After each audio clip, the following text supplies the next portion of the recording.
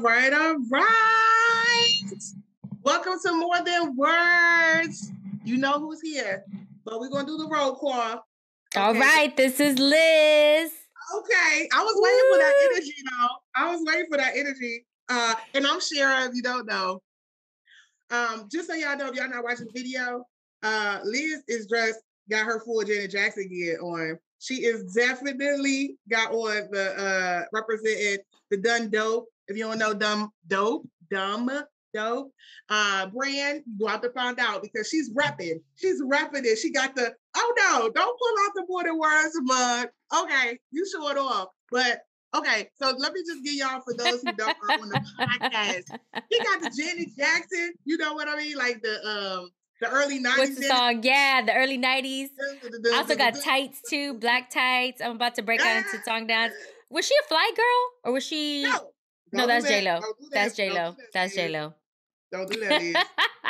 Something happened in my, listen. But yes, I am rocking my Dumb Dope gear. Chris Howard. Fly. Go get yours now. It says hope, because I feel like this conversation that we're about to have requires hope and fly outfits and some hoop earrings a little bit and some Shara always talks about my luxury brand nails. Yes, it's a queen. It's a queen series here. If you don't know, okay, so first of all, we did a photo shoot one day. You're going to see those photos.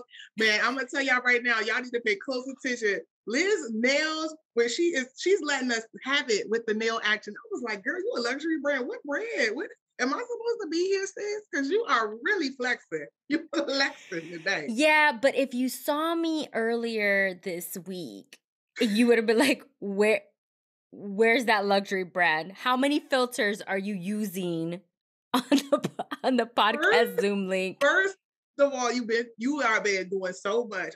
Packing and moving is not my favorite thing in the world. And I'm gonna be honest, when I see those brown boxes, something in my spirit tells me to run and just be like, I don't have it in me. But when I saw you was in the zone. You had on your full like workout gear. You was like, and this is about to happen. Like you was in the zone, and you had the whole like matching outfit. I said, see, that's you gotta still look cute. I mean, if you're gonna move, you still gotta look cute. Like today, like for real, like today, is this your thing? See, that's what I told y'all. She's a luxury brand, though. I get it twisted. My best friend, and she's downstairs, and she's gonna listen to this podcast. She's gonna be like, "That's right. We match everything. If we're wearing pink nails, we're wearing pink shoes. We got pink earrings. We got pink. Well, she wears accessories. I only wear hoop earrings. But you know, listen. First of all, ain't nothing like a good sisterhood flex, right, with your best friend. So my best friend out there, let me tell you right now, my best friend out there, I can't dress like her because she got the body that goes with really like the clothes. Like when she put on clothes, you'd be like, dang, if I put that on, I look like I'm going to summer camp. And when she put it on, she'd be like, you a grown woman. Wait, what? I'm telling you, okay. But let me just say, I am so me and my best friend, who happens to be also my cousin. I'm sorry, y'all. I was laughing so. You don't gotta laugh. It's fine, because when you see us, I'm definitely almost 6 feet tall, and she's definitely under that significantly. And no shade. That was shady. Cuz I'm sorry, but I know you listening. But yeah, she's definitely my shoulder or below. And we definitely just got two body types. And even when we were at school, people be like, y'all looking like Tom and Jerry over here. And and I just be like, yeah, you not right. Let me talk about you for a second. Practice my skills of deflection. Oh, that's a good topic. Why do we deflect? Oh, I got the skills. I'm quick on my feet. For those reasons, for being always this size and this tall. We know. We had our first episode, and I think we've talked about. Did we talk about this in our first episode? Yes. Anyways, I think we did. We talked about this on our first episode. How you were real quick to ask us how we're doing, what's going on. And I know when you and I first reconnected and we both like went on this journey together and like, you know, COVID, we told our story in our first episode and everything. I would always say, I really feel like I'm talking a lot, and I know I can talk a lot, hence why we're doing a podcast. But whenever I would ask you like, well, no, how are you, Shara? Oh no, Liz, but How are you? Listen, don't start. You bringing up old stuff. Why are we? See, this is why I'm not talking to you, Liz. Like seriously, after this podcast, we're gonna take a 24-hour hiatus. Let's see what that feel like. Because here you go, breaking up old stuff. So we're gonna look back. Let's look all the way. You shady. You're not gonna sip that coffee like that with the logo. See, that's all right. I brought my cup today. If y'all on the video, first and foremost, I got the cup that Liz. The cup. The Liz got me a whole set. She got her cafecito cup. She got her cafecito cup.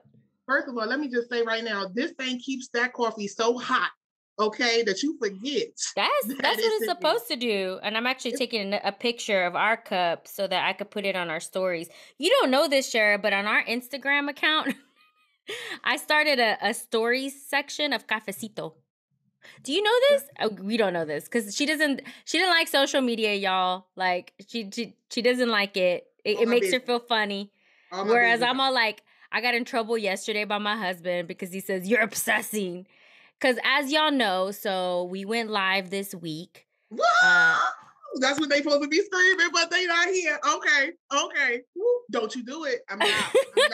She tried to throw that whoop whoop up for that Arsenio Hall. I'm not. You refuse. I refuse. I rebuke you. I rebuke Arsenio Hall. I'm rebuking that age and spirit, okay? Collagen and coffee over here, hun. Ooh, no. I got collagen in mine. It makes it funny. Why didn't you warn me this? That it makes me like, and it makes you cough a little bit. So, anyways, so do you want to be vibrant and young and glowy, or do you? I do. You know, one of my values is being vibrant. So I'm gonna do everything that I can. Hence the filters. And we talked about this. How we're gonna be. We have our we got our Facebook page. We also created a Facebook group called More Than Words Community Connections, because one of the things that's really important to us is creating community.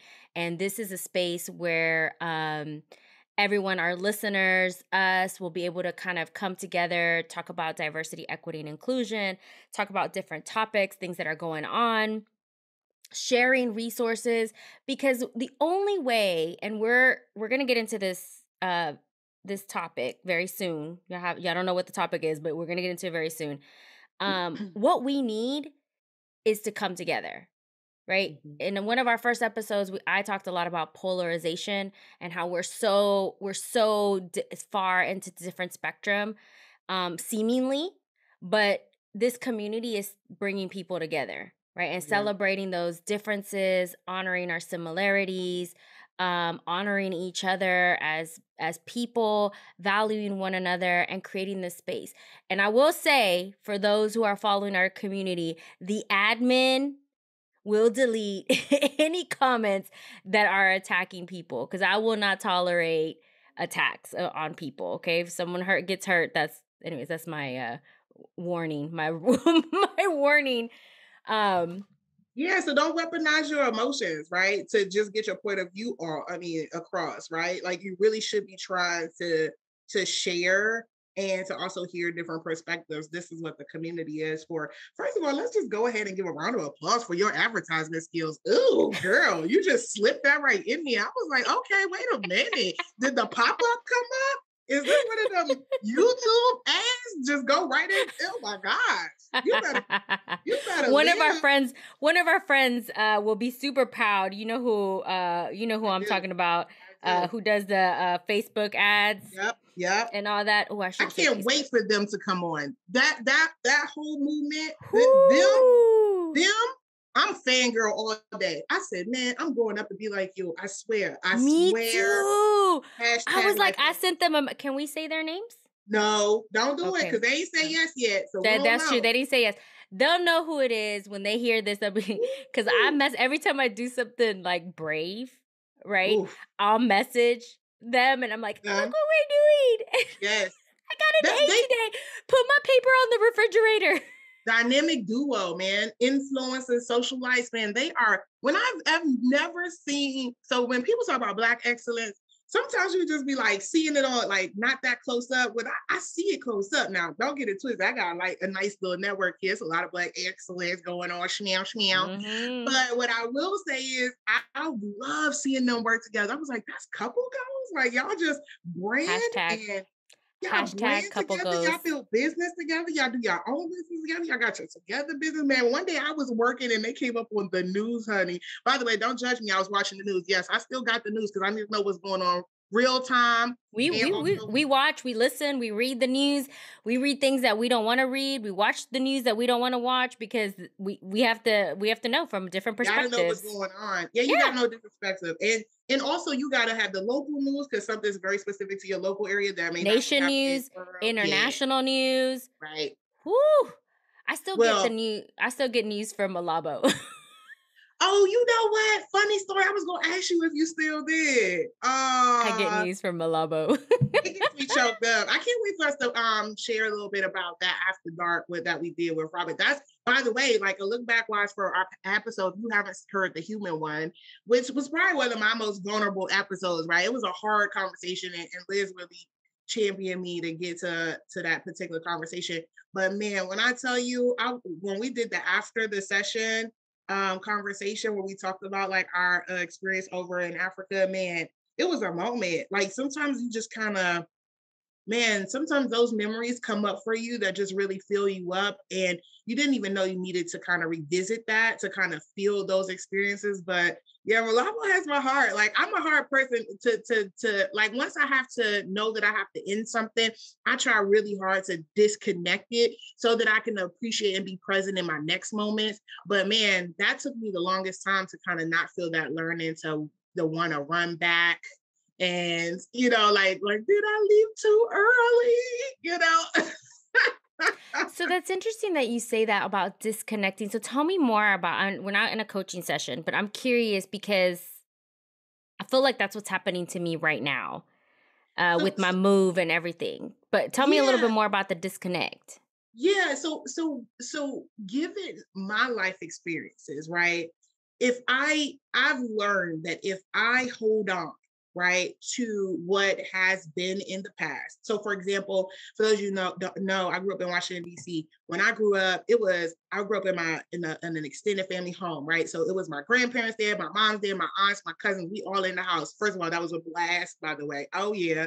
I grew up in an environment like that. So when I left that environment and my mom and my sister and I moved into a different environment, I was clinging so hard to kind of find what that was and recreate that over time I realized that I had to just appreciate what that was and what that gave me and be more present to where I was, no matter where my sister was or where I was when I went to college. Like if I don't allow those to hold their unique place in my life and I keep trying to drag it, then I can't really be present or happy in my moment because I'm constantly comparing and contrasting like, this ain't how it was.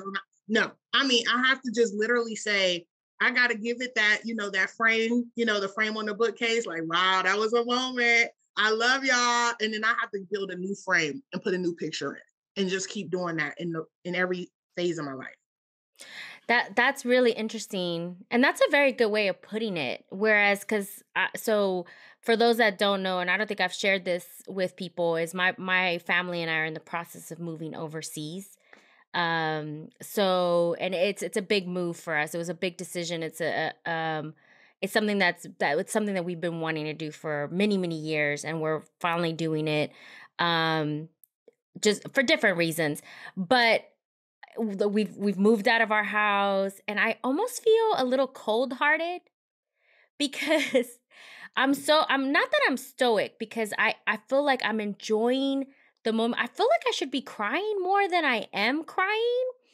Like we moved away from our neighborhood here in Houston that we absolutely love. I mean, um it was a place where like my during COVID time, we created our little bubbles. We have our Taco Tuesday crew. Yes, I do have Taco Tuesday. Who Yes. doesn't? Yes. So, but like I've been seeing them for the last couple of weeks, knowing that this day was coming. And yes, I did get emotional in the sense of like, it's like super happy, and it's very, like grateful that I had that experience. But now I'm moving into this, like now I'm with my best friend and we're living with her for a whole month. before we move to overseas, and she has a little baby, and I get to spend time with my little nephew, and it's just and I get to spend time with my best friend. Like, we've known each other since we were 14 years old. And this is the first time that we're going to be like really apart, for a long time. But it's like, it's just super gratitude, and I feel bad that I'm not crying. Like, I'm like, am I Elsa from Frozen? Like, I have no emotion. No, first of all, let's not don't no shade on Elsa though, because we can get a No, little bit. I'm an Anna fan. For the Frozen fans, I'm an Anna fan. She saved that whole movie, and all these little girls want to be Elsa with the blonde hair. And I Listen, get it. My husband tells me all the time that it was because she has magical powers. The magical power was I agree. Anna. I agree. I'm with him. People want to be Elsa because she can make things nice. Who don't want superpowers? What we talking about here? I want superpowers. I'm not looking for I got all that superpowers. strength. I got superpowers. If I'm a princess, I got everything. What else do I need? Superpowers. Okay, wait. We going back. Don't see how we do. Don't try to get away from this. You said, so listening to you say that, so listening to you say, there's 3 words I'm super curious about. You said the word closed quite a bit. You said the word crying quite a bit. And the word— Don't coach me. Don't coach me. It's happening. It's going to happen. It's happening. And grateful, right? Yes. Gratitude, grateful. Yes. I'm curious about those 3 words. So when you think about crying, what does that typically, how does that really show up for you? Like when you think about crying and why that's significant? So, good question. And I think a lot of people hopefully will resonate with this. When you don't have, I'm sorry, it's like I'm about to take a speech. Girl, I was concerned. I'm gonna put the podium up. Let me scoot this over your way. The mic is yours, hon. Snaps. So when people, and we talked a lot about this in Robert's episode one of the resources that's going to come out later on today about the maturity model. And, what is your readiness to be having complex conversations? What is your readiness to be able to advocate for yourself, for having these courageous conversations or brave conversations, whatever word you want to use, these difficult conversations? For many, many years, I wasn't emotionally intelligent in that sense. So that's a very good book, Emotional Intelligence 2.0. We'll put that in there. It's such a great book and it's simple things. You're like, oh, I should know to do these things. But the reality is that we're very emotional creatures. Like, we are people. We're very emotional. And sometimes we let that fog ultimately what we want to do. And so when I say crying a lot, and I said I should be crying, right? I should be doing this, is because my old me would be so emotional about it. And it's okay. There's nothing wrong with being emotional. But I think maybe I have like a negative connotation on crying. That crying is a bad thing because I spent so many years crying when I was having difficult conversations, when I wanted a promotion at work, when I was advocating for my pay at work, when I was saying, no, I am worth XYZ, or, hey, I want this position. And I when I would have these conversations, it would just be like tears just falling down because I wasn't ready to have those conversations. Now I'm all like snaps and add tax. So there's so many places we can go, but we don't got enough time. We don't got enough time. But let me just reflect something to you. When you were going through the crying and the connectivity about the emotion, right? That is the expectation of emotion versus what's actually coming up for you, right? Then that contrasting with this old you, quote unquote, old you, right? And now how you are speaking about these emotions that you've been able to bring up from that old you to now in those various examples. And now you're being able to put actually a word to your crying. The crying was about ready, right? That was that last word you ended with it was about that readiness, right? Like whether that was the fulfilled or unfulfilled readiness that was happening in that moment. So, I mean, if you hear me reflect that back,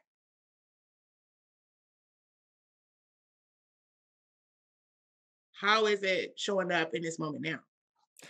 I think for me, I'm really proud in both sides. Like, I'm really grateful that I had that moment. Are you crying? Don't cry. I'm I know not. you cry. I know you cry in these instances because this is why you and I both do this work. When we see someone shift into a different perspective, especially when it's like where they want to be, when our clients get to where they want to be, it may not look the way they thought that it was going to look like to get into that journey, but this is why we do what we do. And we coach each other, and you and as a coach, we've done this work, which is why we do this for other people, because we have amazing coaches that have gotten us here. So back to your question. I'm grateful for both instances. I'm grateful that I went through that, and I'm grateful that I recognize what I could have done differently. And I'm grateful for where I am at right now, that Mm, actually I can have those conversations. And also, we're gonna get into this conversation, the our topic early today. Um, Also, there's been a lot of like social media posts and comments, and I for a long time I couldn't read those comments and posts, and I would get like, like when you're uncomfortable with the comments that are being made and you're sweating and you're mhm, like I deal with anxiety, so my anxiety like increases, and it's mhm, like in this instance here, I know exactly where I am at and how I stand and where I stand, and I'm here to listen to other people's perspectives, but I'm going to do it in person. I'm mhm, gonna do it over the phone. I'm gonna do it on Zoom. I'm gonna do it in person. I'm not gonna do it behind a keyboard. So I don't engage in those kind of conversations out there. I use my platforms to post my opinions. They're my own opinions. And that's what I do. And I'm comfortable where I'm at. So, mhm. anyways, I don't know if that answers your questions, but I'm proud. It I'm does. proud of It does. me. Yes, that's what I wanted to. Yes, that's what I'm hearing. That you're proud, you're grateful, and that you're Yeah. comfortable with where you are. And that right there, Liz, is why it's great for our friendship. And no, I wasn't gonna cry because honestly, I think this coffee got me a little dehydrated. So I I saw your definitely little need. tear there. Did I was saw your it? little Was tear. that I a don't know. tear? Were Or you was cutting it onions again? coffee? Were you cutting onions again? Listen, I don't know if I got it in me. I've been working out and I don't know if I have enough ounces of And water it in is here, but hot over here. it's too Jeez. much. It's too I much. can't go I'm like, outside. team, too much of heat. If I'm not anybody, doing any events outside.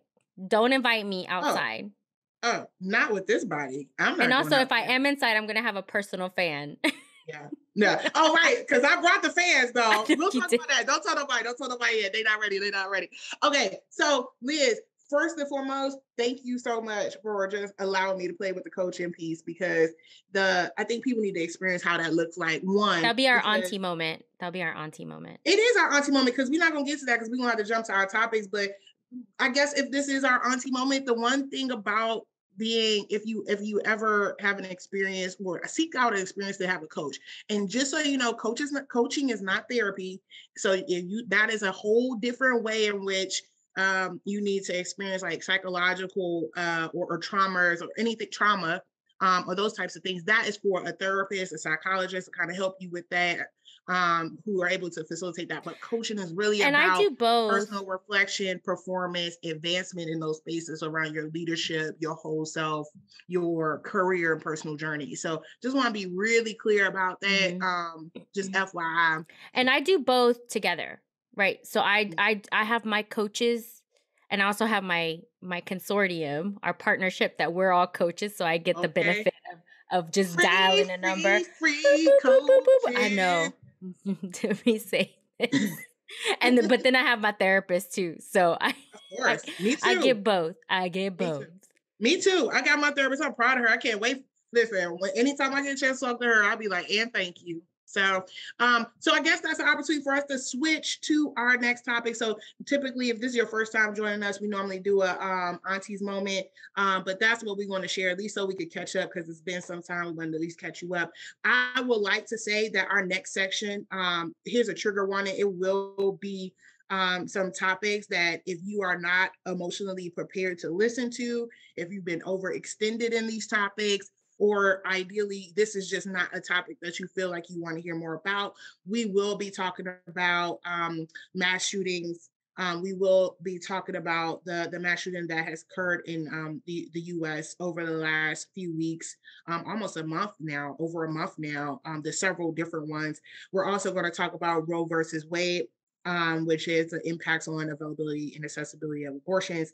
And then we're also going to talk about mental health. Now, we may not go as deep into any political conversation because that's not really our ministry, but we're going to at least talk about those opinions, our reflections on those topics, and the tools and resources that we either have shared with others who needed to navigate it, or the ones we've been using ourselves. So this is your time to cut this thing off. If you're not ready for this, so go on and enjoy the rest of your day. Go listen to our prior episodes. True. Listen to our Fly opening music, credits, intro music.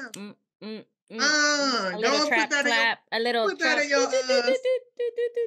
Don't start it. I got to tell them all about that one day. That right there, we need to tell them all about that. Well, we should do like a gratitude post and like really talk about, because I know we'll talk about what happened last week for us, major for more than words.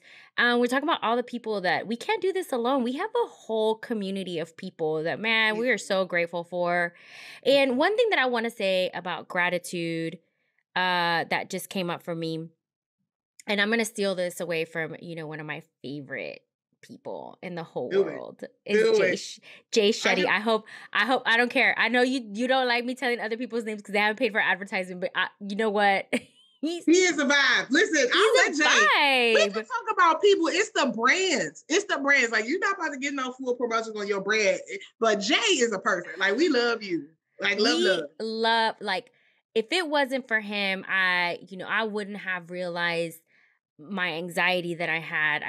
I wouldn't have addressed it. I wouldn't have realized, like, oh, I didn't really identify my values. So one of the things that he likes to say, and I'll offer this up for everyone, is when you practice gratitude, you don't have room for anything else. Try it. Try it next time you're in a moment, and all of a sudden, like, practice that gratitude. Even if it's like, you know what? I took a shower today. I'm grateful for that moment. As we all are, even though we are not in your sniffing environment.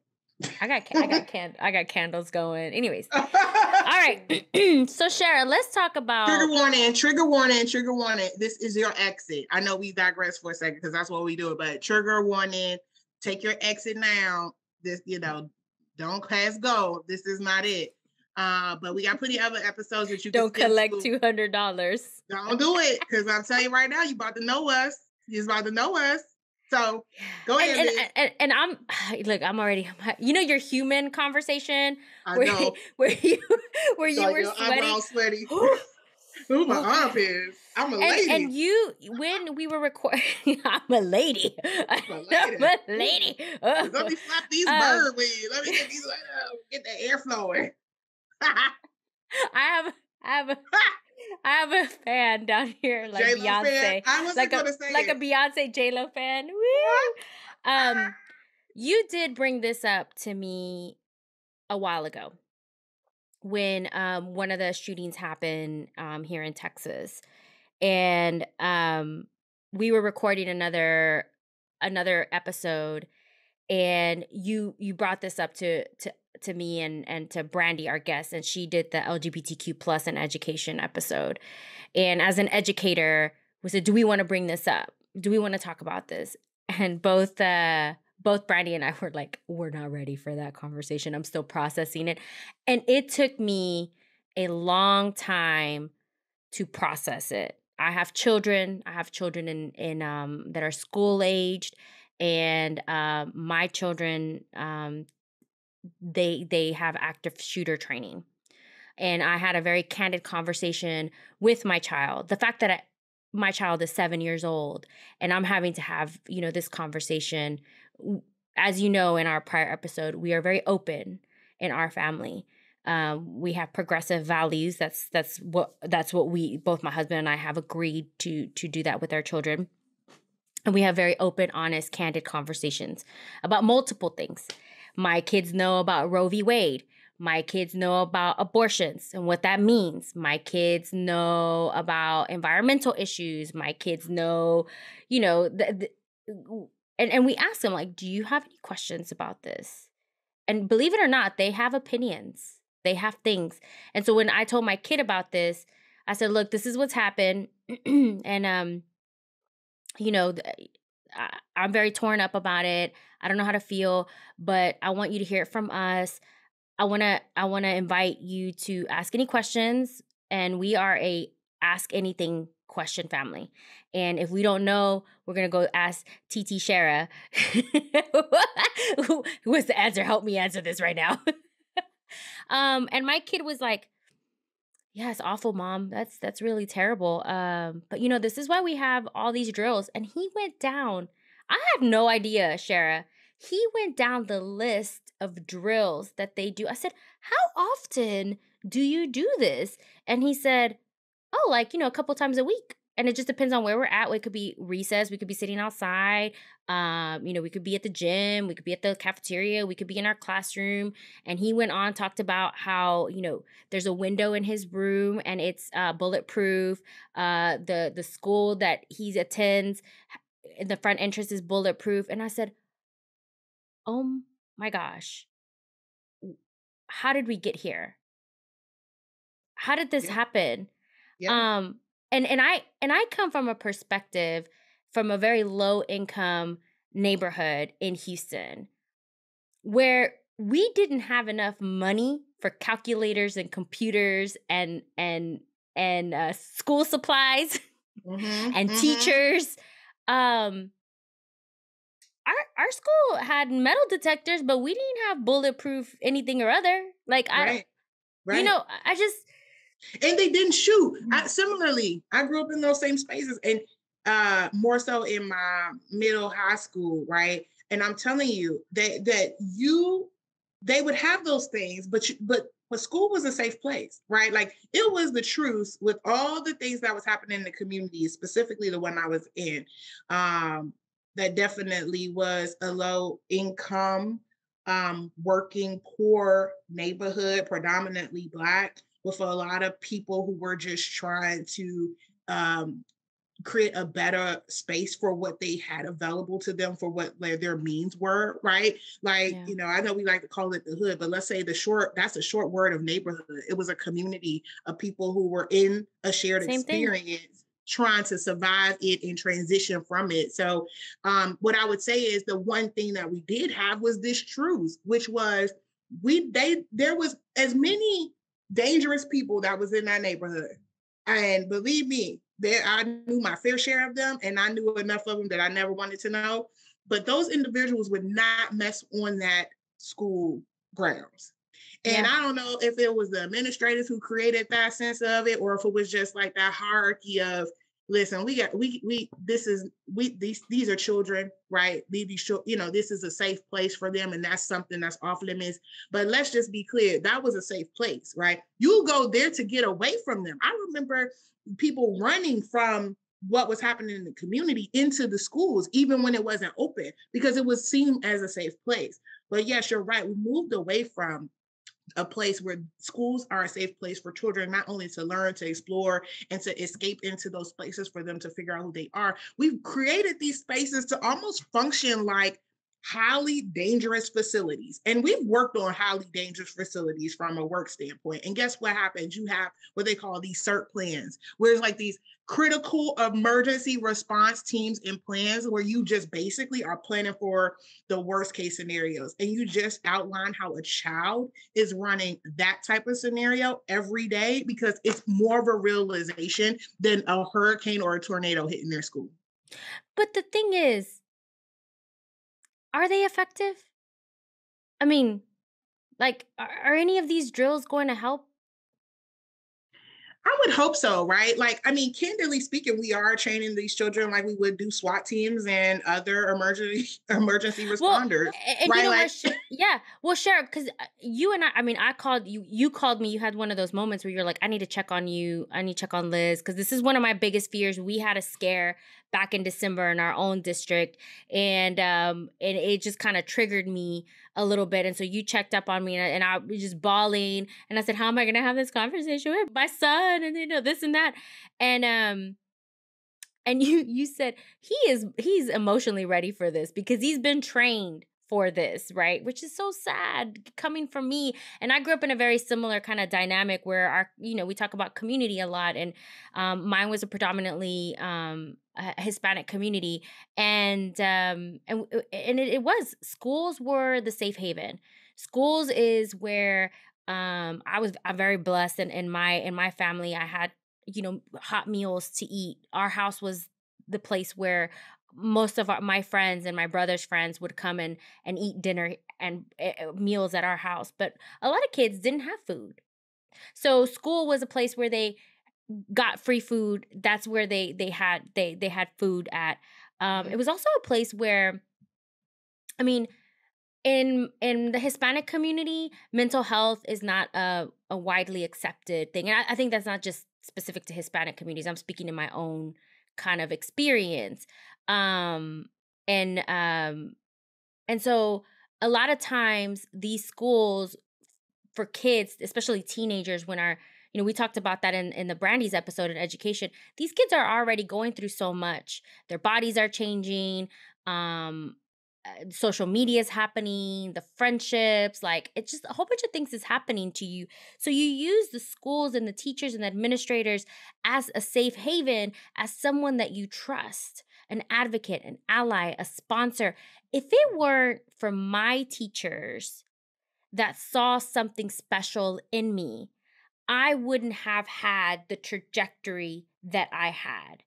I would have had a very, very different, but I had a teacher who was in elementary, my 5th grade teacher. She saw something special in me and she told my parents, hey, go to this middle school. It has an advanced placement program. I will write her recommendation letter and put her through. And then that like set me off in a different trajectory growing up. Which is interesting. We'll have that conversation about navigating. Yeah, I was about to say we could go on and down that road because we could do so with teacher appreciation. Right, because my neighborhood was still the same. Right. But it was the same thing. I think Tupac has a whole song of it. Tupac has a whole song of it. Yeah, he does. But let me say, in my family, I have teachers, principals, vice principals. I mean, all in my school. And the one thing I will say is, I mean, we've had a number of these instances, right? And what has happened is that they've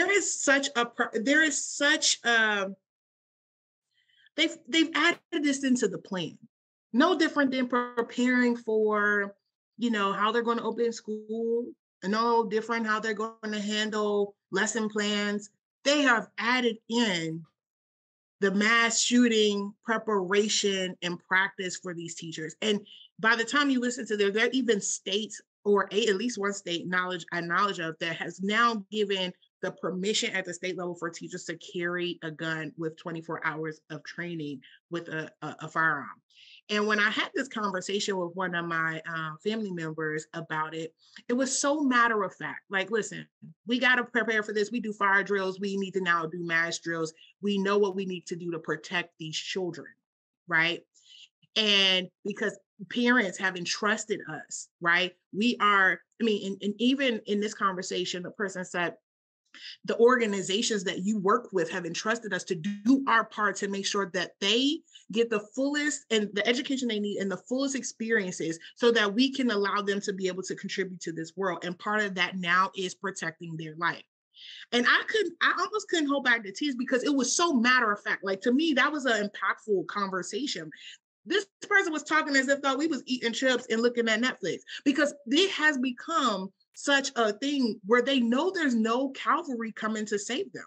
There is no legislation that's coming that's going to save them from the fact that we have changed our values around if children deserve the maximum protection when they are in school. And that value shift has now placed a burden on the students themselves, no matter the age, as well as the teachers and administration and those individuals who have to support it. So they have to build that fort and have to think of it that way with the same knowledge that they, like a firefighter or police officer would go and do and think, today might be the day that this happened. So that's what we have decided as a society that's acceptable, because there hasn't been a cavalry coming to do it. And we are not upset enough about it to say that this has to stop, that it has to be a line drawn in the sand around our children. We have just adapted and accepted it. And yes, you have parents who are now going to the schools, but at the end of the day, now they have to protect you too. And now you're a danger. And no offense, by the way, just in this fake conversation, this same person was like, I don't mean no harm. I don't want them to tell them to give me no gun. Because I mean, sometimes them kids find a way to get into a locked box and grab things out of my purse. I was like, come on now. So, I mean, we don't allow our kids to go to other people's houses without us. That's a Hispanic thing, though. My fellow Latinos, you can't stay over there at their house. That's a very Latin. First of all, that's black too. Let me tell you, you get the rundown. You be like, come on, I don't know them. We don't know their full name. People could come here. Anybody could come here. Y'all could invite everybody, the tios, the tias, the aunties, titis. Y'all could come here. Bring some food, bring some drinks. Like we walk in them grounds. But we don't find a reason to use the bathroom so we can see what's going on in that house. But leave that. You ain't put no kids going nowhere without that acceptable review. Which is a very contingency, because my husband's British. And so he's like, oh, you're going to have an issue, not letting your kids spend a night at their house. And I'm like, oh, no, I'm not. No, I'm not. I'm sorry. So he's like, oh, when they spend a night at their friend's house. And I'm like, nope. But anyways, when our kids go and have play dates or something, we ask the parents outright, do you own guns? And I'll tell you what, we hesitate on letting our kids go over there because they don't know. I mean, they know, but they don't know, right? They see Star Wars and there's so much gun stuff everywhere. The YouTube videos, the video games. And I will say video games are not the reason why we have mass shootings. Yeah, listen, the blame if you can easily attribute something like that to a very complex issue, you're at the surface level. You're really not at the root cause. The root cause is there's a lot more guns available in the world, and the criteria to own one is very limited. Right. And I heard someone say that we should regulate guns like we do driver's license, and I could not agree more. Right? There's no way that you're going to get the millions and millions of guns that has now been out there in society and available based on our rights, right? I'm not trying to say take the guns back, because first of all, that's ridiculous in the sense of, listen, between 2022, you can go look at the data, how many people have purchased a firearm specifically around the pandemic in some locations. But let's just be clear. The regulation of the gun, right? The accountability for this dangerous device. If this was a bomb, I'm sure you would have regulations. If this was nuclear, if it had any other thing like the power to kill as a gun does, then would you just put the right parameters, the same levels of accountability as you are asking people to drive a vehicle that could be also very dangerous, and make it such that there's some accountability and a review around it as, are you able mentally, physically to operate a firearm? And yes, people get like, oh, well, what about the mental piece? Listen, at the end of the day, we have to start somewhere, and you may not agree with me on that, but we got to start somewhere. And the other piece is, ideally, when you buy a firearm, there should be a requirement that you're given a device to keep it safe. And a lockbox or a place, you just couldn't be able to have a gun. Florida does that with their pools. You can't put a pool in your house without having a safety protection, because you may have kids and and all that stuff. You have to have a safety mechanism. What gets me, and we're not going to go into the specifics about gun safety and everything. We both have our own opinions. But the reason why we wanted to bring this up, one, it's something that's happening, hugely, right? And it's like it's every minute that you turn it on, you see something. But what I don't understand, and people are, I know I'm gonna get a lot of like hate mail for this, First but of all, we not. If you come on and bring it, okay, I that's mean, our auntie moment. Just so FYI, I know, like, okay, so we many you people can talk. challenge us, but not no hate. We don't do hate. Yeah, don't hate me for this. And this is a genuine like curiosity because you're telling me that this is it's a constitutional right, it's a Second Amendment, um, that you have a right to bear arms, you have a right to protect yourself.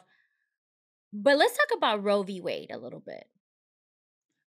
Wait, hold on, wait a minute, hold on. Before you go to Roe v. Wade, let me I want to say something about what you just said. So you do got a constitutional right to bear arms. And I And know what let's you're gonna say because I'm probably gonna say the same thing in a little bit. But go okay. ahead. Go ahead. No, go ahead. Go ahead. You have okay. I don't know if we're gonna say the same thing, right? I But think we are. you have a constitutional right to bear arms, which is completely fine. But as a person who have lived in places where guns are illegal, people still find a way to get guns. They do. And in places where guns are legal, people still find a way to get guns that they didn't purchase legally. So once again, they're out there, and my piece is what we've tear away from not talking about how to manage them is that we are putting on our children the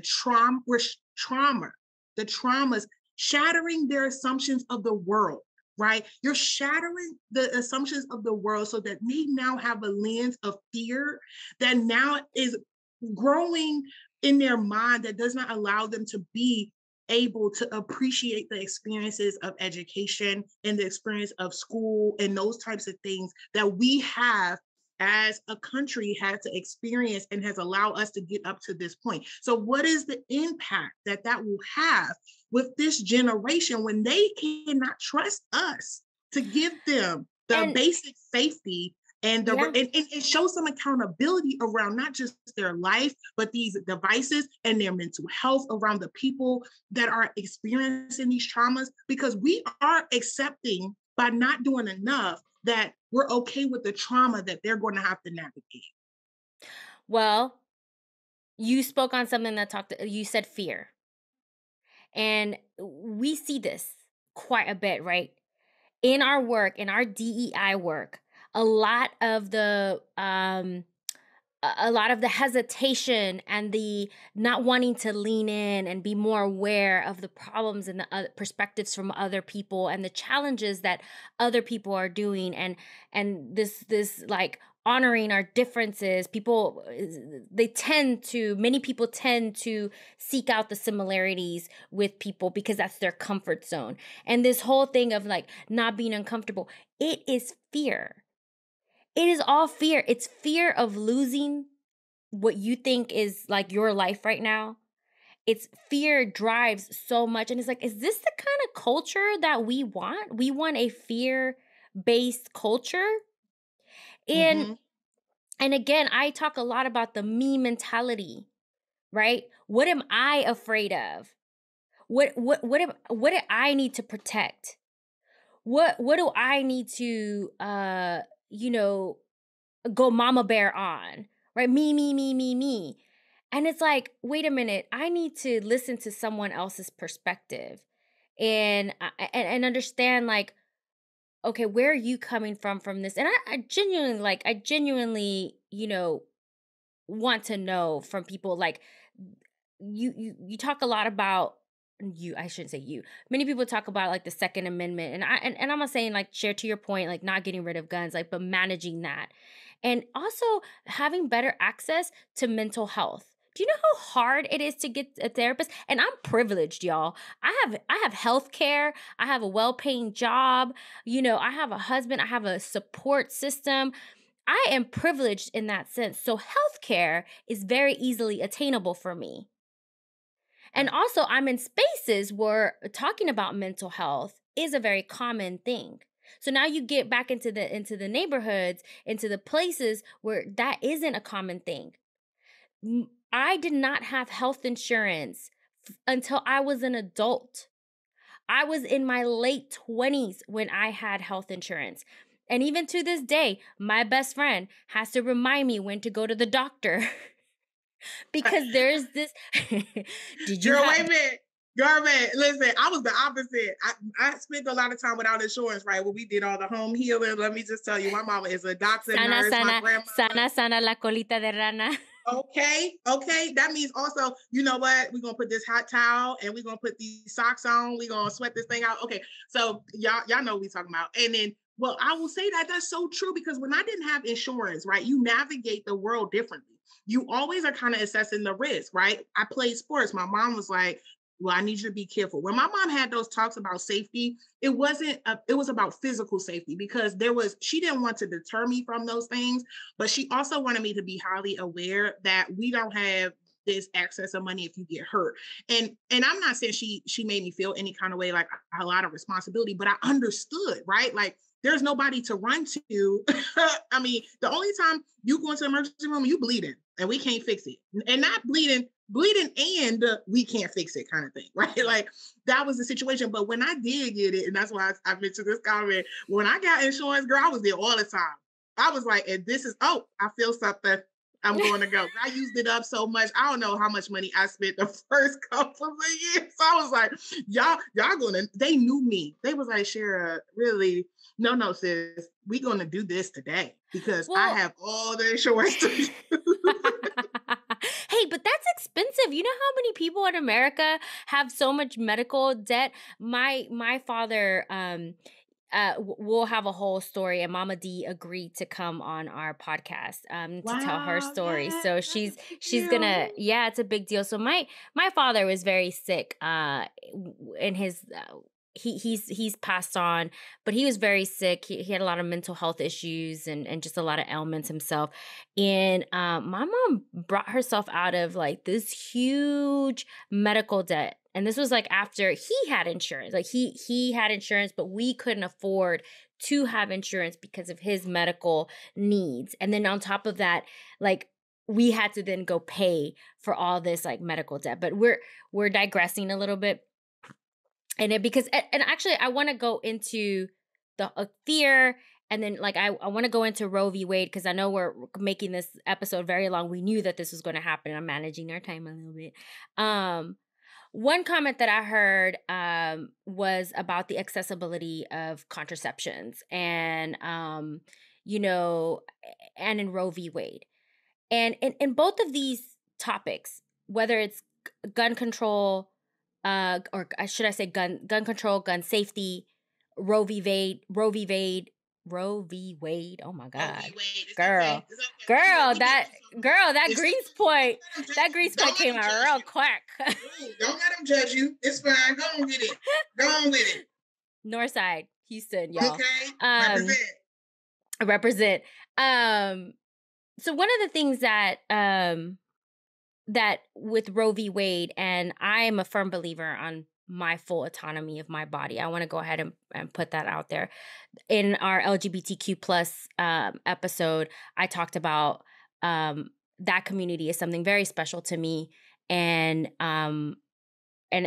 you're probably going to get mad at me what I'm about to say, but I don't tolerate hate on that community at all. At all.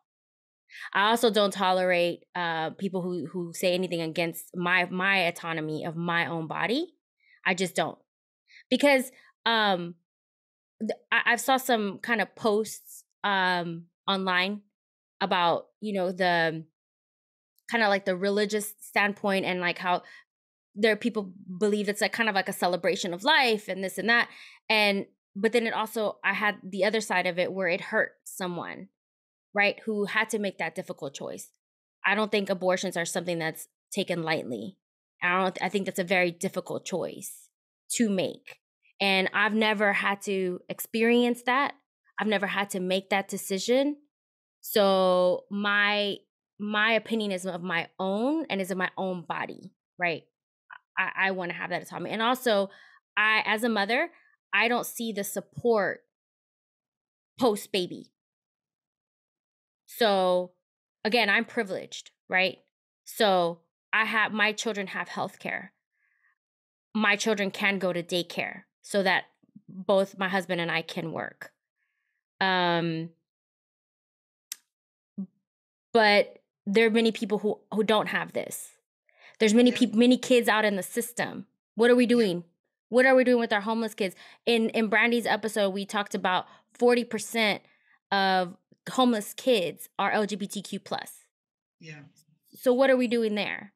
Yeah, because they're already kids to be adopted, right? So what's going on? What is it? You know, what are we gonna put in place to, if that's so? Let me not say that because I'm about to be facetious because I was about to go down this road. Let me just be. I was about to be real shady. My bad. Let me bring that back. Let me be. I know. I feel like I've been very shady this episode. Also, I see my hands going like this, and my. We serious about this, we leaning in, girl. Don't let nobody judge us. Here we go. So I'm about body autonomy, right?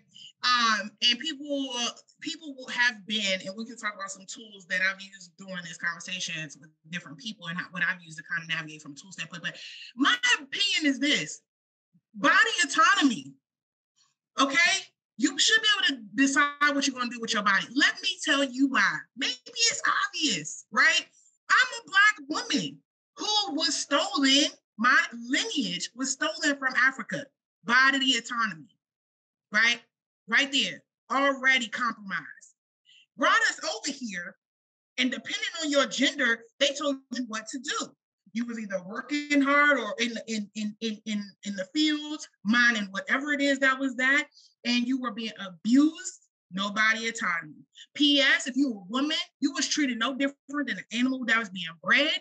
Whatever that mean is most sadistic ways, no matter how they try to like put some shine on it in these new versions of education. But let me be clear, body autonomy is the history of what has been a part of this colonization. Is to take away your choice, right? There's an instance of power over, which is control, governing, limiting, eliminating those options. And then there is this piece of, let's just get away from, if you decide to, whatever you decide, the fact of the matter, the funnel is getting thinner about if you're able to birth, right? Or if you have birthing rights, right?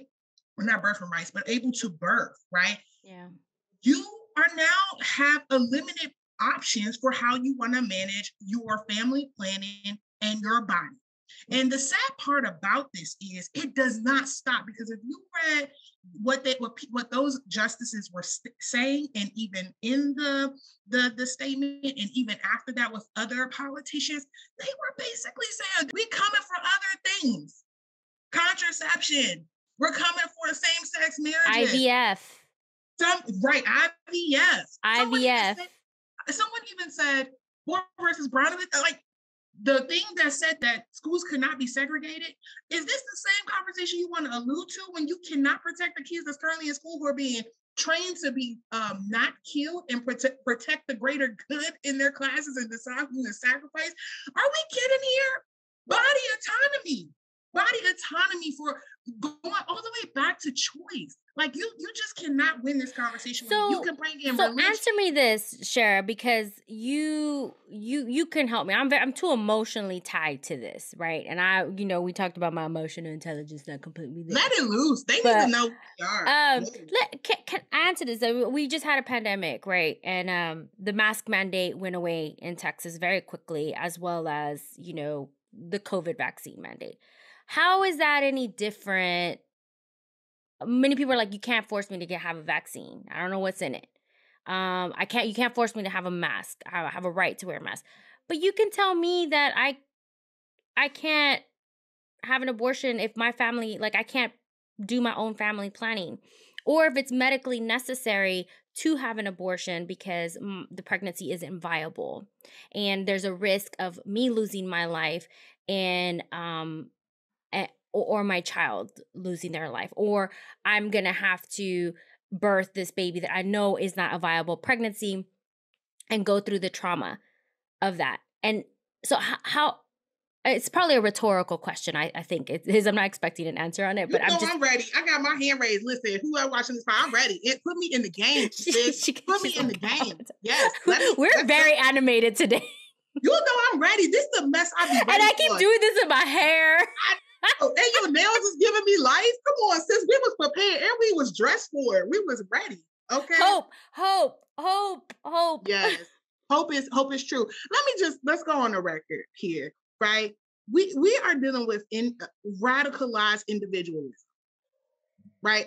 We are dealing with, and to be fair, right? It's not new. Like, I mean, being individually focused is kind of what we have agreed to as a democracy, right? Come pull up your bootstrap, come make America your own. It's really about how you experience it and you bring to the table. So we don't necessarily deal in the collective or the community. Hopefully you bring that with your cultural experiences and those types of things, and you can balance them out the two. But when that is not in the lacking, or that is not the priority, if you're using like, you know, you're trying to understand like the threat response here, it just goes back to one thing, which is we have been in a constant cycle of having to choose between threat and reward. So that's psychological. That's neuroscience. Go check out, you know, NLI, the neuroscience leadership, all of those folks who talk about that particular piece. Because really, my favorite model that I love to talk about, because when this gets too emotional, it goes back to like, they have a model, Neuroscience Leadership Institute is one of my favorite places. P.S. If anybody from there listening, I can't afford y'all membership. So please help me. Can more than words get a membership? Please, hashtag call us. We need to get in there because I love your tools. P.S. I do believe in brain science and neuroscience because it really kind of helps to take away the fact that take a big picture step back. But really, at the end of the day, if we use that model, right? And I don't know if we can post their model on our stuff, so I'm not going to post it because I don't want to be in trouble with them. But I will say, if we use their model, right, is about threat and reward. And what does threat and reward? Threat tells you that, okay, you need to run, you need to save yourself, you need to save your family, you need to save your friends, you need to go build an island and put up a fort and bring all your guns or whatever your list of things of protection are, including your religion, whatever that is, right? Yeah. And then your reward responses is, okay, we finally there, sis. We finally here. This is what we've been fighting for. I feel seen, heard, valued, and appreciated in this moment. Okay. But what happens when you get to these polarizing topics where people are constantly asking you to pick a side, and they're constantly judging you if you don't. Oh, you don't have a side? Oh, da da da da. I mean, I lost so many friends in these last few years because our value systems weren't in line. It was either their choice or I was like, I can't do this today, and it was because of the polarization. Yes, and polarization basically says that I'm going to judge the difference. I'm just going to sit here and I'm going to judge the difference. That I'm going to have an opinion. I may not even look at the information, but I'm a glance over it, and I'm going to literally say if it's right or wrong. And what people typically feel, they feel like they're under siege. They feel like their culture, the things that are important to them are under siege, and then superiority kicks in. So whether that is your collective superiority, if you want to talk about whiteness, if that is your superiority as an individual, that, okay, me as mine, right? Whatever that is, it's that overemphasis of that, right? And so once again, it's that overemphasis to your point about commonality versus differences. And that's where that polarization gets worse. But what I'll say is, going back to the NLI model, one of the things I love to bring up in this moment is that when you have this threat response or this reward response, no matter wherever you sit on these polarized pieces, there's some things that always come up. Your status, meaning who am I? How does the world see me? How do I see myself? How does my community see me? It also triggers to get to the balance, or the balance that you want when these polarizations happen. When you try to get to that middle, status is one thing that's constantly has to be discussed. It's something that often is the imbalance. Like, I have access to, i.e. Roe versus Wade, and these folks don't. Oh, well. Or we need to talk about how do we do some equity and make it more equitable for those who may not have that access. Then we talk about certainty. We have been in a state of uncertainty. So it's hard to say, if I make this definitive answer right now that would normally stop my threat reward response, that certainty will help me. We have not been able to create that for ourselves. So certainty is usually what happens when you're trying to bring that balance, or that come from that over index from polarization or that threat reward. But the other piece that shows up, and this is where I've been dealing with it the most with some of our clients and people call me and use their auntie moment, right, is autonomy, right? People are feeling trapped as far as whatever side you're on, feeling like you have less of, or that you're finally free to be more of yourself. And Yeah. so that autonomy and that freedom, however you view it, right, is one of those things that people either shine in your face, like we finally here, boo, Yeah. this is important to us, or it is creating situations where people have to hide who they are, right? Absolutely. I mean, you and I have spent years hiding who we were in our companies because it was again, it was a safety mechanism. It was Mm-hmm. not safe to be who we are. It was not safe to think how we think. In my company, and I think I've shared this before, it's not a surprise. I am agnostic. My husband is atheist. I believe in all these faiths. I have like my own kind of philosophy that I have. But this is like one of last few years is the first times that I was able to share that or feel comfortable enough to share that with people, because I would always get asked everywhere I went, "Hey, what church do you go to?" Actually, I don't go to church. Like, and it's like, and it was like this kind of like back motion, and you and I, like, you talked about your faith very early on, and kind of our, like, that kind of diversity wheel that we always talk about too. So it's like that, not feeling safe to think how you think, and be who you are. And I also, what I found interesting and what was coming up for me, what you just said right now with NLI, was everyone has their guiding principles. Everyone has their values system, whatever it may be. Go back to the diversity wheel and think about what makes you who you are, because that's how you then approach the world and your situations. And there's even a couple of assessments too that talk about who you are when you're in a moment of stress, and how you show up and everything. But what I don't understand is, okay, you have your values, you have your guiding principles, but what makes you feel like you would push that on to someone else? Relatedness and community, right? Goes back to NLI. Shout out to y'all. We giving y'all some promotion. I'm for real. We want to tag them.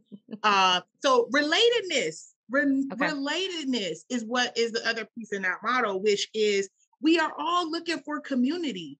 And community can sometimes be a positive thing, and it can sometimes be a negative thing. And when it's in polarization, it's pick a side and you create the community on whichever side. But in this case, relatedness should just be like what we're trying to create here, which is like, I need to understand multiple perspectives regardless of what I decide. Because two things can be true.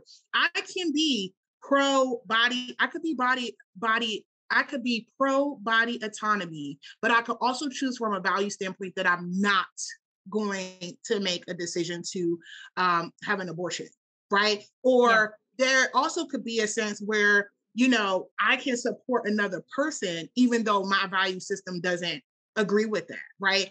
But relatedness is what we are. That's the inclusion part of this work. The work is, if we can't do anything in isolation. We can't heal in isolation.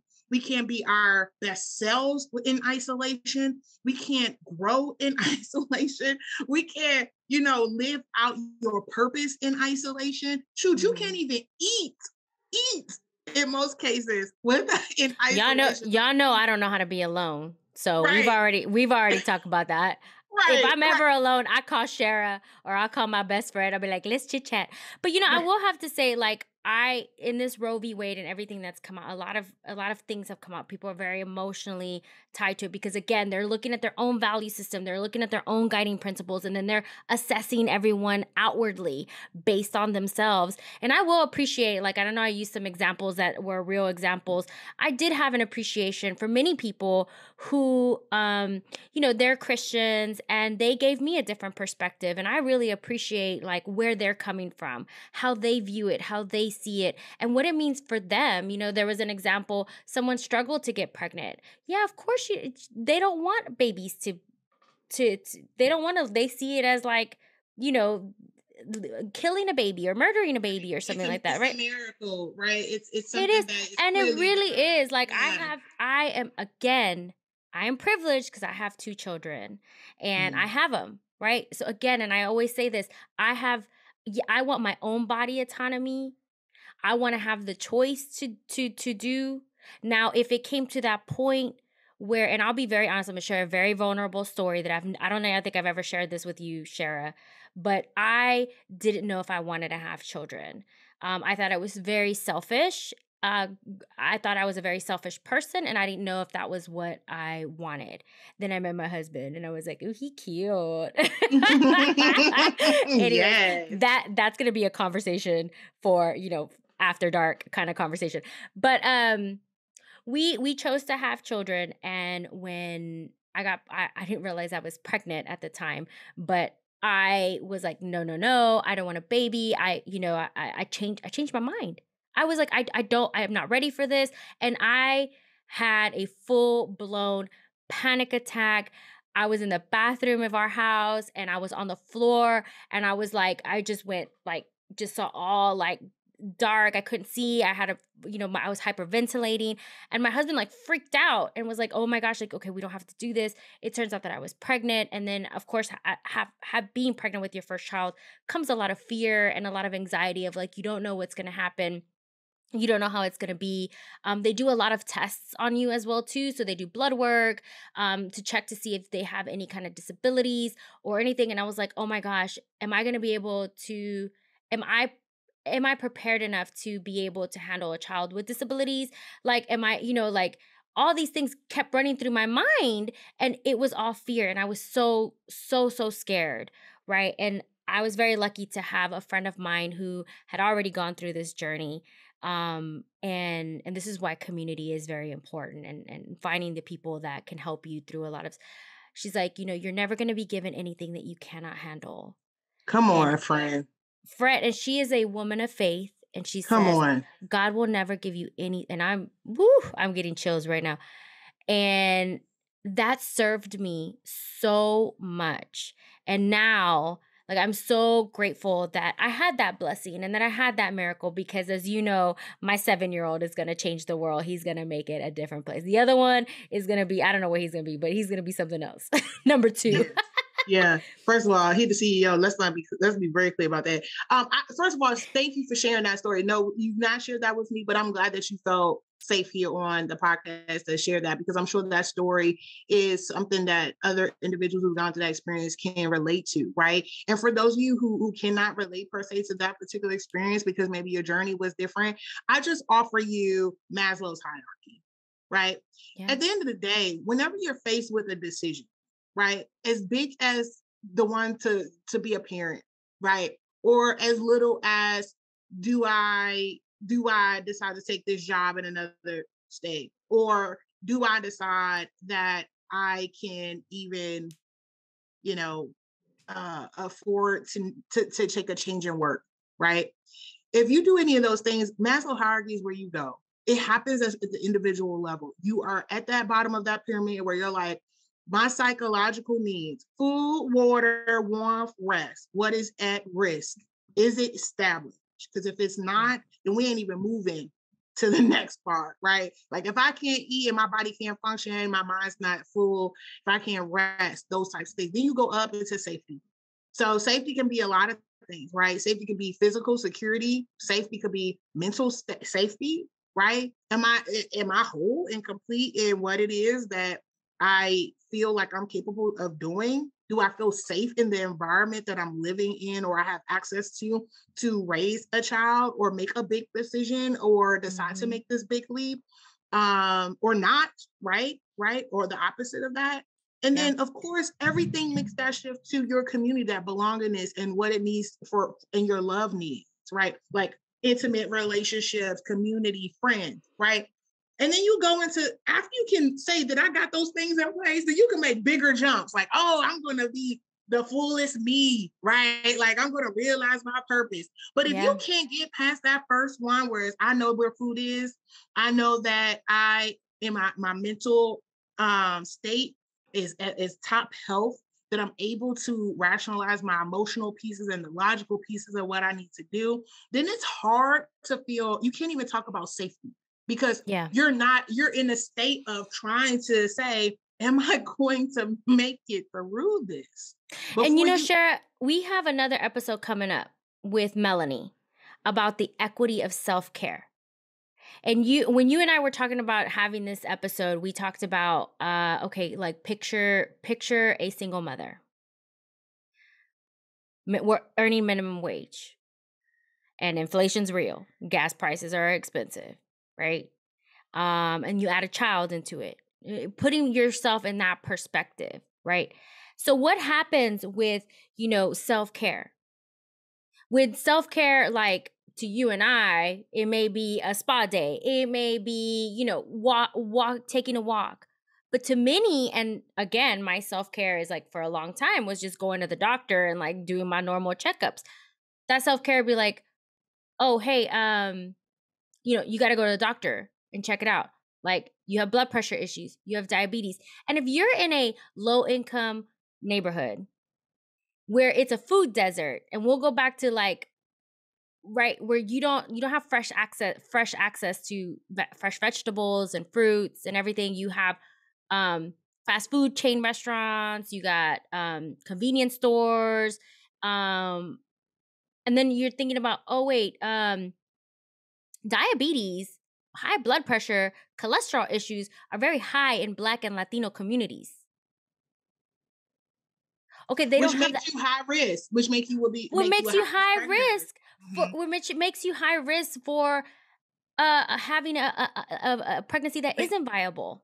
A pregnancy at risk, because now you could have gestational diabetes, right? You could just have diabetes in general. You're obese or whatever it may be.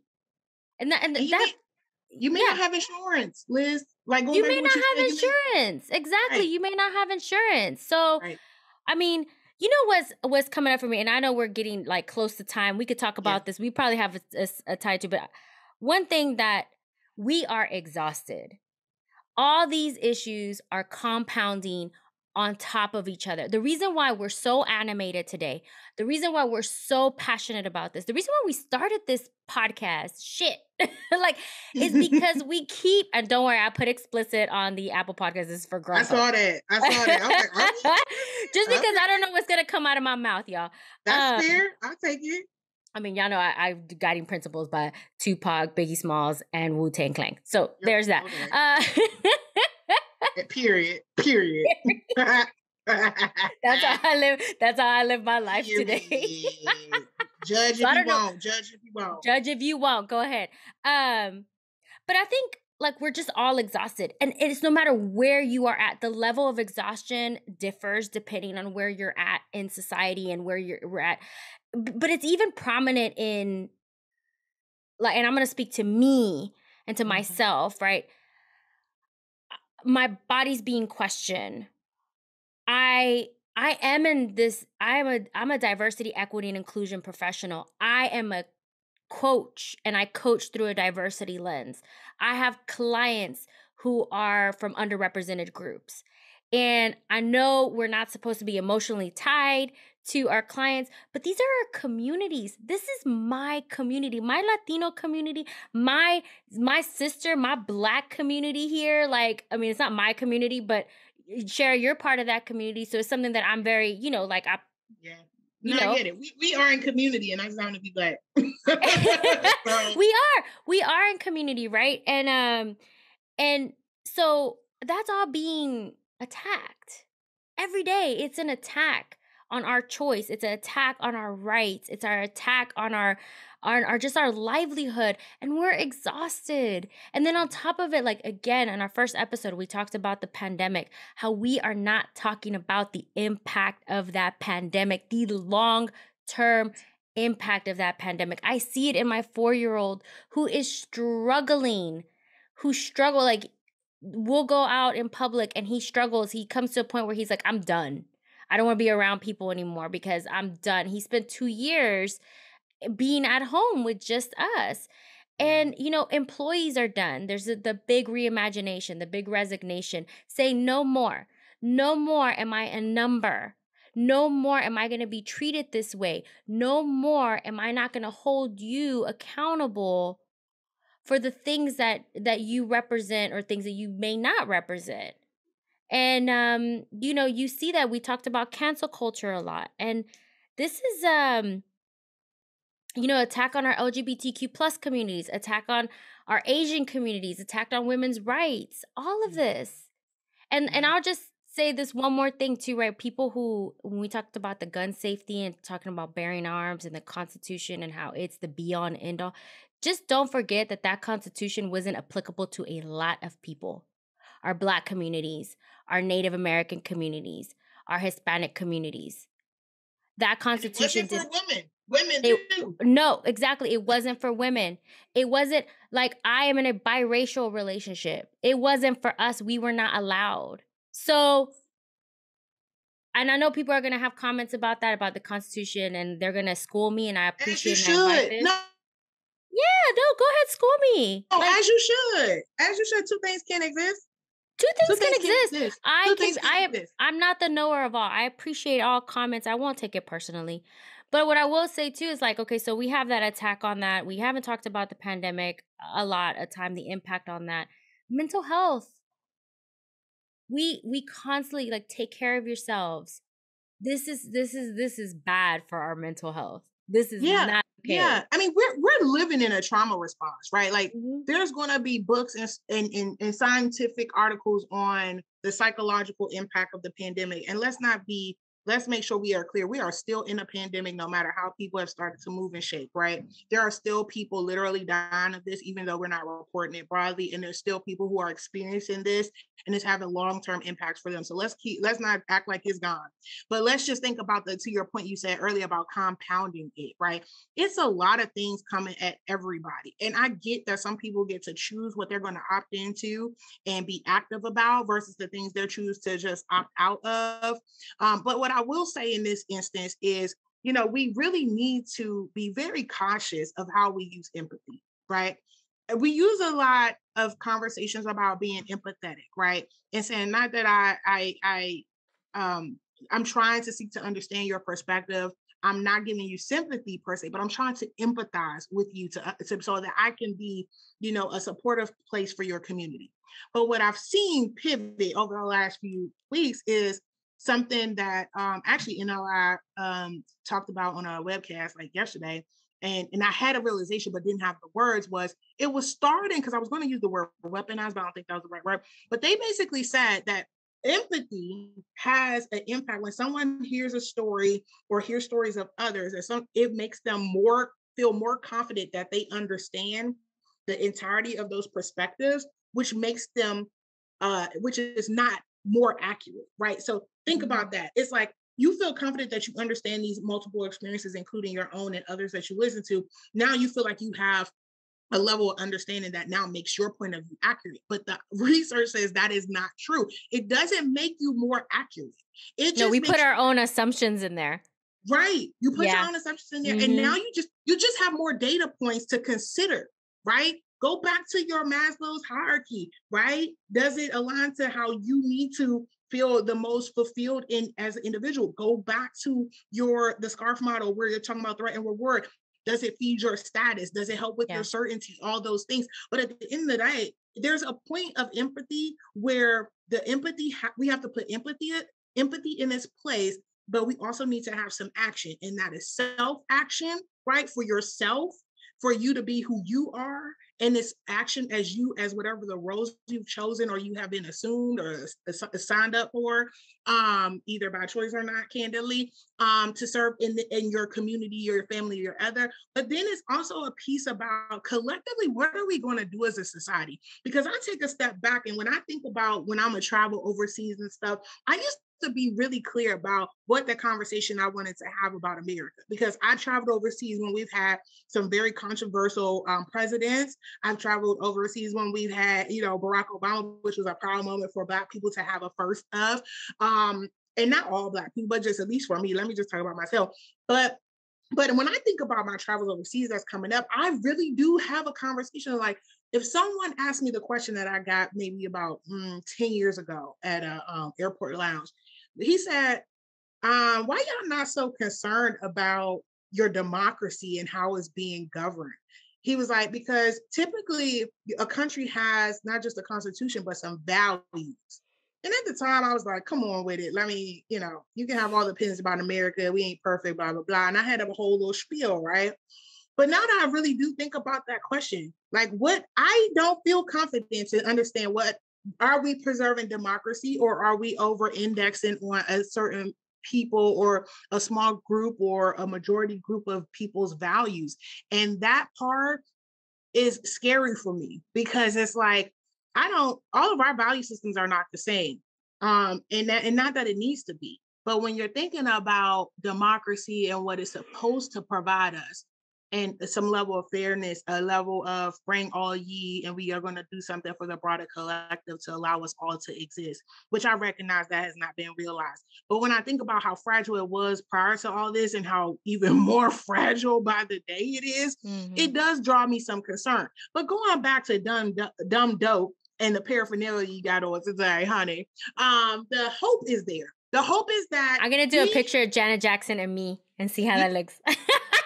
I don't know if that's I don't know. Let the DNI practitioners tell you, but my side eye was there when you said that. But I don't know. Is that cultural appropriation? I don't know. Somebody tell me. But anyway, I don't think it is. Maybe it's not. Okay, anyway. But what I was gonna say is I think that the piece that I really want people to step back with is when are we gonna do something? Like, what's our line? What's our boundaries? And what are we gonna do? What do we want to do? When are we gonna do something? When is enough? Yeah, when is enough? Like, I don't know. I don't know the answers. So I'm not saying I have the answers to solve, but it's something about when you think about what we talked about today, the children, the protecting our children, the valuing of those who may be, have least accessibility to things that they may need, right? Regardless if that is Roe versus Wade to different abilities to our elderly, right? To our most fragile of our society. Who do we want to be? And I sit back and I struggle with that because I've been in a group that has been marginalized, similar to you, Liz, and we've never been wholly included. So I sit back to say this: to Liz's point about self-care, take this moment to really take some self-stock, but move from assessment and synthesizing information to action planning and whatever that needs to be. For you, your family, and your family. Mm-hmm. Yeah, because the cavalry is not coming. Like my family member said, the cavalry's not coming because we the cavalry and we watching this unfold. And even in our democracy, it's not enough to move us into action to say enough is enough. So what are we going to do? That's such a great question, Shara, for everybody to answer. And I go back again. I can only speak to my experience. That's what we do, right? We just speak to our own experiences. And, our move, a lot of it is for our family. And many people are very, very, like, not appalled isn't the right word, but they're like, you're moving? Why are you moving? This is the greatest place on earth. Why are you moving? And especially as a first generation American, my parents had a different perspective of what the U.S. is. My grandparents did. I think you spoke about this yesterday in our conversation that we had before we had this episode. And then I have a different perspective in it. And what brought to light is like we need to do what's best for our unit, and stop being so worried about what other people are doing. But I do think that, and one of the things that I learned a lot in a book, and we've said a lot about resources and books and everything, but this is it's called The Wake Up by Michelle Kim. Such a great book. If you're starting out your journey, that's such a great book to read. It's not easy. I will admit, even as a D&I professional, I had very, very strong reactions to certain things. But Michelle talks about when you're taking care of a community, what you do is you take care of the most marginalized in that community. And I thought it was very interesting that, she picked taking care of the needs of the most marginalized community, where you meet them where they're at, right? As opposed to assimilating them or expecting them to be where everyone else is at. So you go and this is the most marginalized group, and you meet them where they're at. So as a collective, and thinking about what we want to do as a society, what we want to do as a collective, who is our most marginalized?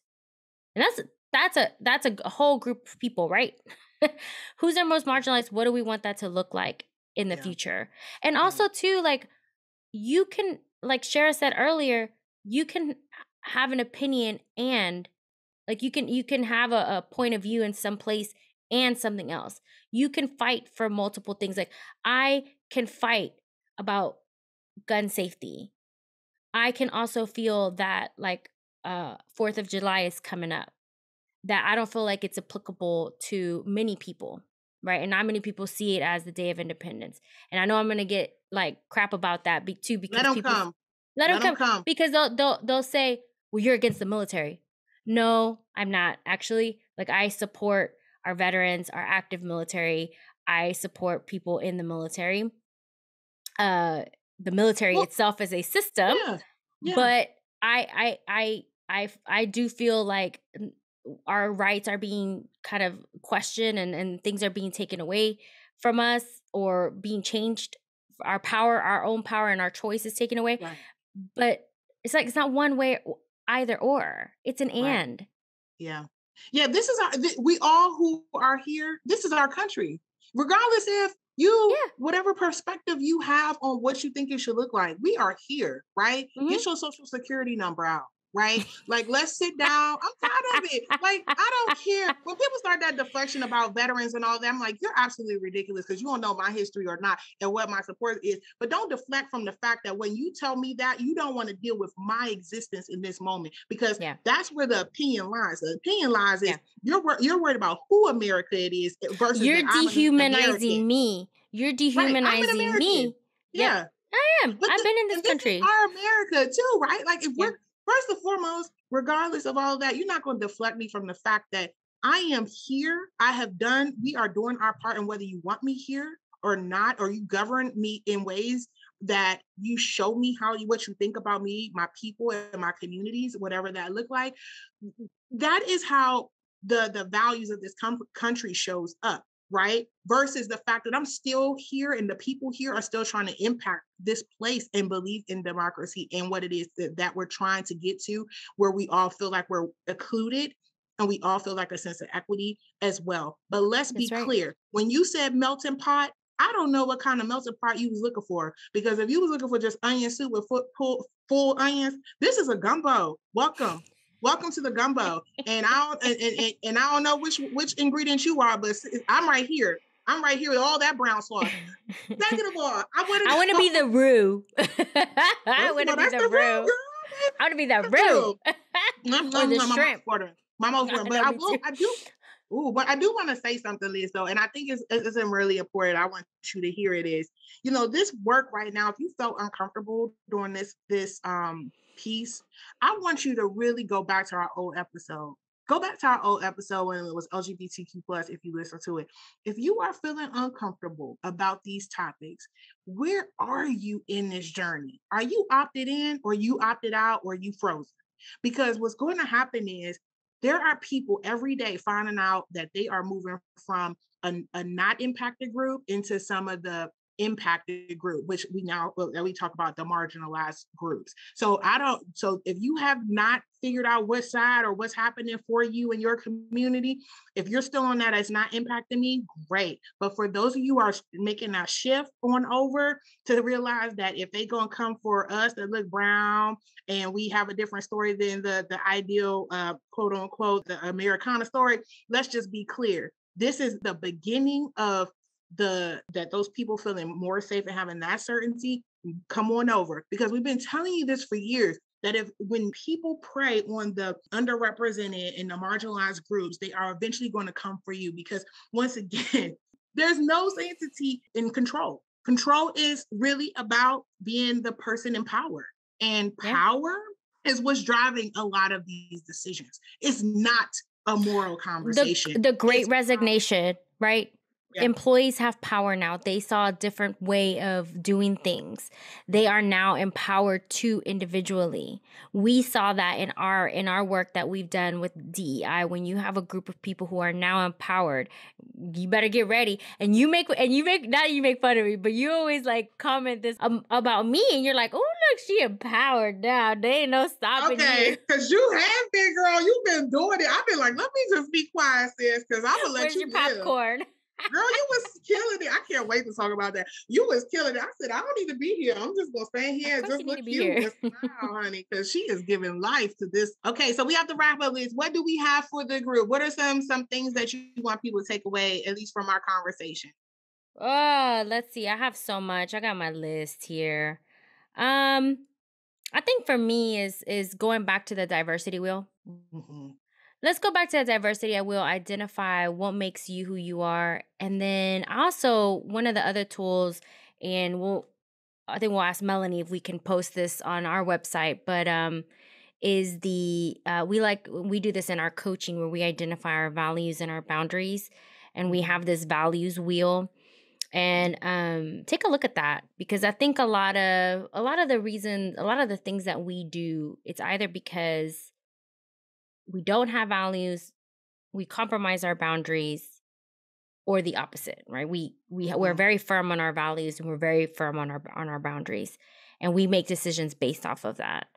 Yeah. And so I think those are my two kind of takeaways from this conversation, and those are the Yeah. two things that I'd like our listeners to challenge them with, is like looking at that diversity wheel, and we'll post our values wheel as well too out there.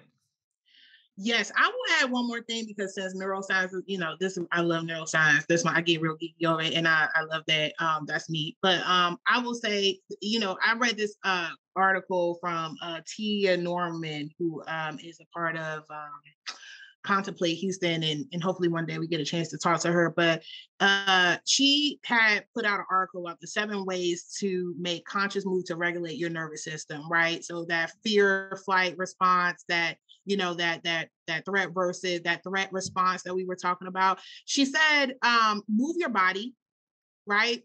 Whether it's gentle or intense, movement is medicine. So participating with friends or a group to increase your sense of connection. She said, 2, socialize, spend time with loved ones, with pets. Connection is key. That relatedness, that community piece. 3, I love this one, and I started on this morning. Okay, sing or gargle, right? Like, I just love that because it was so much fun. It's like hum your favorite song, those that I've been actual I've been singing vibration. Lizzo all day long today. Yes, she said the actual vibrations of that actually kind of does something for your organs that's key to resting and healing. So I'm like all about it. Let's get the humming going. I had no idea. I know she got some article. I'm gonna see if we could post her article or whatever on our site, but I'll have to ping her and see because I don't have that. I don't know if she's okay with that. But deep, slow breathing, which we always be talking about that, like really taking some I've time been to like breathing. I've been breathing in our episode today, just so y'all know, because good I'm uncomfortable. for I'm you. sweating, Oh, good. Good. sweating. That's how it was on that human episode. Welcome. Welcome. Welcome. Second of all, it says put your legs up, get in a relaxed state, those types of things, and do some deep breathing. She even put a mantra on here that says, I am safe. To Mm. take a deep breath, get in a very rested position and say I'm safe. So I love that. And then 5 was spend time in nature, of course, right? Because it's a mood stabilizer, right? And gets the serotonin going. And then grounding or sounding, like if you're familiar with that, she referenced some things from the grandmother's handbook. But that's really about getting like affirming that you are safe and doing some actions and moving your body to feel safe. And then finally meditation, right? Because that's really her work, right? Is meditation, the intersection of meditation and religion. And so she talks about just meditating and going back to Jay Shetty out. Jay Shetty out. Like, listen, you got to create that space. Listen, I say this, I give you these tips because regulate your nervous system. So, because Yeah. this is not the end. Like Liz said, we have been compounding and compounding and compounding. So the next thing is coming. So how you take care of yourself so that you can be the most for yourself and your family, your Yeah. community is really important. And ideally, this is a marathon, not a race, even though it feels like it. Yeah. So this is our time to And take care of ourselves. and I will say too, like, I know I'm very animated today. I'm very passionate about this because there's a lot of things that I'm very close to. But I will say at the end of the day, I am very hopeful. And Yes. and Robert talked about this. I am very hopeful. I am very hopeful that, hey, we are now having these conversations that historically have been like, oh, you don't talk about politics. You don't talk about religion. Like, let's have these conversations. Let's talk Yes. about this. Because I think when these are pivotal moments and things are going to change. And as a Yes. society, as a collective, we have to decide what that's going to look like. And Facts. the collective will decide. Yeah. Right. And But kudos to you. I want to kudos you, Liz, because you and your hubby parenting style, the fact that y'all are having courageous conversations with your children. Because I will say, as a person, courageous or difficult conversations isn't something that is often handled when you are as a child age. It's kind of like this rite of passage where you stay in the child's place, and then when you get adult, things just start smacking you in the face that you should have had a conversation that's way right. back in the day That's for. right. But I want to just honor that, because I know some people won't have an opinion. And first of all, as an auntie, come with it, because I'm ready and my little fingers. Well, you've already know it does a little bit backfire on you, right? Like whenever we talked about systematic racism and they're empowered. We're going to tell that story. We're gonna have to tell that story. I wonder how people are gonna feel about this, because my older one, my baby, was just he just couldn't believe it. He was just like, I mean, because during Black History Month, we talked about systematic racism. We talked about critical race theory. His spirit came over him, and he asked the most courageous conversation. And honestly, the person who responded was the same response that I would have gave him, even though I would have sat him down. We would have had to have tea, because I was like, so you want to talk about we'll give him that auntie moment another time. Okay. All right, so let's close it out, Liz, because we got to roll. So all right, this is a long episode, y'all. I hope you have your Wheaties. This is the only episode that's coming out this week. Just have pace yourself. Pace yourself. This is a marathon. But please find us online. Again, we are on Instagram at More Than Words Podcast. We're on Facebook. We have a Facebook page. Again, it's at More Than Words Podcast. Email us, Liz and Shara at morethanwordspodcast.com. Send us your questions. Send us your comments. Send us who do you want to see on this podcast? What topics do you want us to cover? We have a slew of topics that we can cover. Connect with us on our community page as well too. There's a Facebook group that's been created out there, More Than Words Community Connection. Send us an email, Instagram, Facebook. All of our podcasts are on Spotify and Apple Podcasts, and soon they will be on Google Podcasts for our Android users. And they are also, our videos are on Facebook videos, and soon they will be on YouTube as well. Good gosh. Yes. You did that, girl. You did that. But listen, you did that. You looking good doing it, though. I'm just saying, buddy, hit the theme music, because we out. Bye. Bye.